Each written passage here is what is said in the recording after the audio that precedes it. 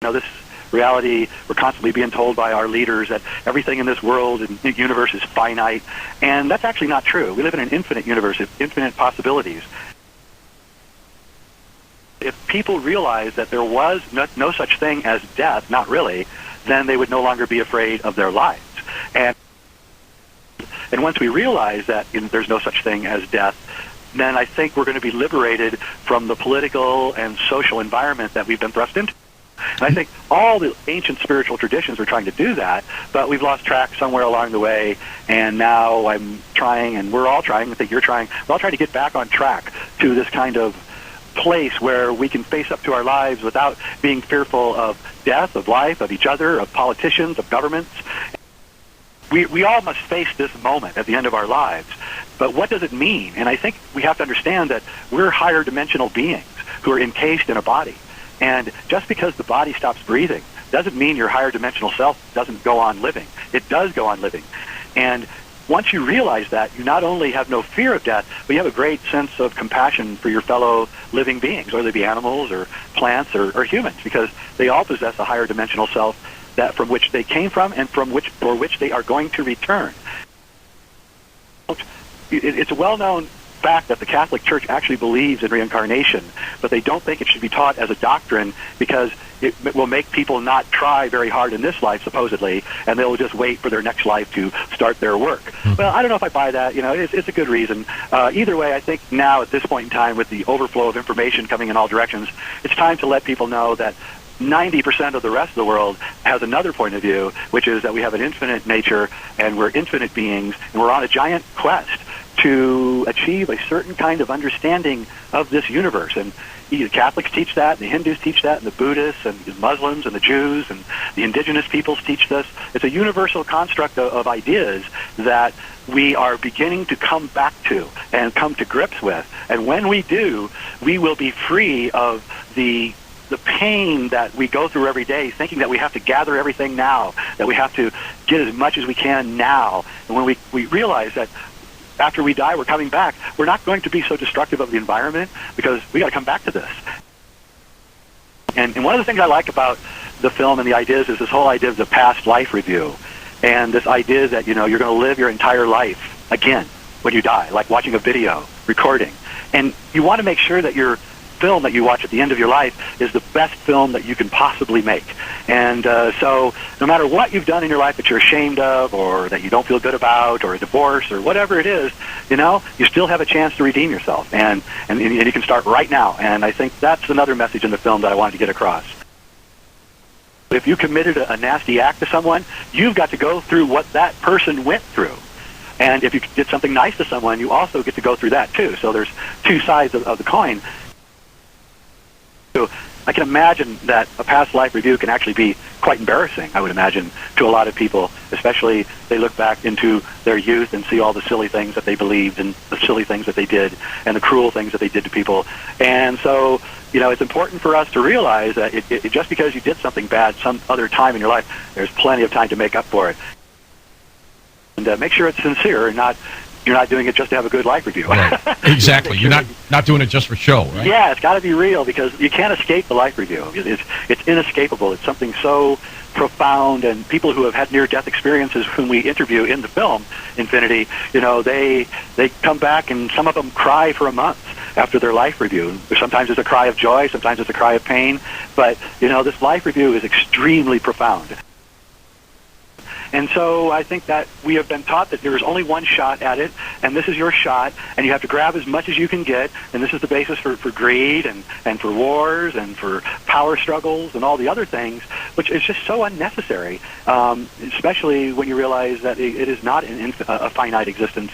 And I think that the powers that be voiced this on us. In the movie, Daniel Brinkley talks about how the government has investigated near-death experiences, but they refuse to tell us what they have found. And the reason that he says they refuse to tell us what they found is because it lessens fear. And if it lessens fear, then they lose their control. So why, if you can go to a science course and learn that the universe is infinite, do you believe that your own life is finite? So it doesn't make a whole lot of sense. And now's the time at this crucial point, as we're approaching 2012, everything is going to become unveiled. Everything is going to be revealed. And there are going to be no secrets anymore. It's already happening. It's what the Internet is about. It's what your show is about. It's what my work is about. And all the secrets are going to come undone. And one of the main secrets of all is that we are hyperdimensional beings. This is a hyperdimensional universe. And the energies do not die.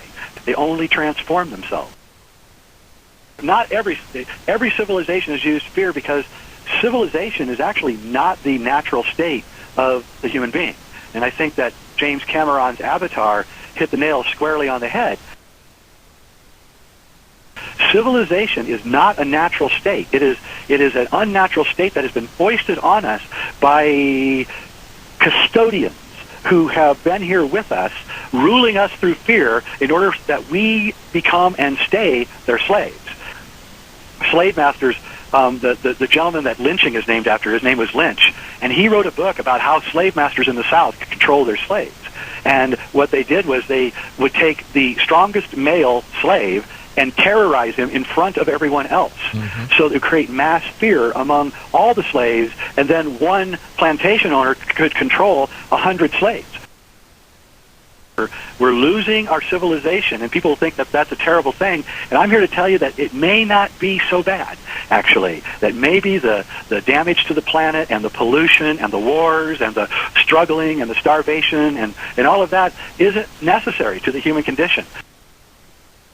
Who is behind it? These custodians who have been ruling us for 6,000 years, and the historical proof of their existence. The Puranas are from ancient India, and they predate the Vedic texts. They're from an oral tradition that was handed down for thousands and thousands of years and finally written down in Sanskrit a few thousand years ago, and we have them today. They've been largely dismissed by Vedic scholars because the story that the Puranas tell is so unbelievably fantastic that no one in their right mind could possibly believe them. What the Puranas tell is an absolutely amazing story.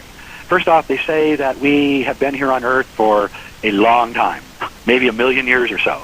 They also tell us a story of ages, that there's 4 ages, and we start out in a golden age, and then things deteriorate. We go to a silver age and a bronze age, and finally into the Kali Yuga, or the Iron Age, which is apparently where we are right now. One complete 4 ages, according to the Puranas, is called a kalpa. And they say, and each kalpa is 60,000 years times 2, or 120,000 years. They say that about 2 kalpas ago, a group of people on Earth decided that they didn't want to fry in the coming coronal mass ejections, which always occur. And so and this is what they say in the Puranas, they built giant arcs, and they went to a planet called Mahar, which is nearby the Earth. And they say that these people, while they were on Mars, became transformed. All Earth peoples, up until this point, had a lot of pigment in their skin, and they had black hair and dark eyes, just like most people on Earth do. But when they went to Mahar, or as I believe it is, Mars, they lost the because Mars is so far away from the sun, they lost the pigment in their skin, they lost their eye color, their hair color changed, and they got very tall because of the lack of gravity on Mars. And they came back to Earth with all of the technology from the previous Kalpa all intact. And these people were known by the Earth peoples as the Aryans. So Aryan would be the people of Aries, or the people from Mars. And they emerged fully formed, their society fully formed, in Mesopotamia, in Iraq.